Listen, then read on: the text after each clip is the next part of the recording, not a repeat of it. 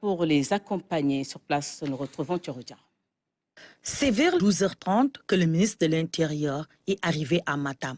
Automatiquement, le général Jean-Baptiste Tine s'est rendu sur les lieux du sinistre d'Impankane, situé environ à 130 km de Matam, dans le département de Kanel. Actuellement, accéder à ce village relève d'un vrai parcours du combattant.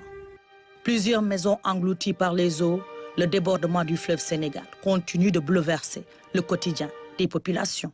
C'était d'abord pour voir de nos propres yeux les informations que nous avaient données en temps réel les autorités administratives, mais aussi et surtout témoigner à la population toute la compassion du chef de l'État, celle du Premier ministre et de l'ensemble du gouvernement face à cette épreuve très très difficile.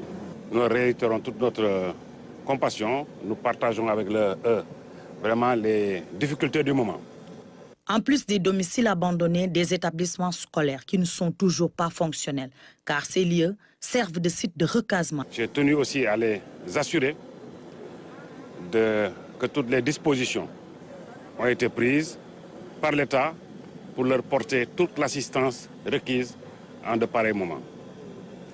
Depuis déjà quelques heures, les premiers mouvements de vivres, de tentes, de l'eau, en tout cas de tous leurs besoins, ont commencé à être satisfaits progressivement. Je tiens aussi à les rassurer que malgré les difficultés, nous resterons en permanence à leur côté, à leur écoute. Le ministre de l'Intérieur a salué l'engagement de l'ensemble des autorités administratives et territoriales, de même que les forces de défense et de sécurité. Elles ont apporté soutien et assistance aux sinistrés. Vers l'éradication de l'analphabétisme d'ici à 2020.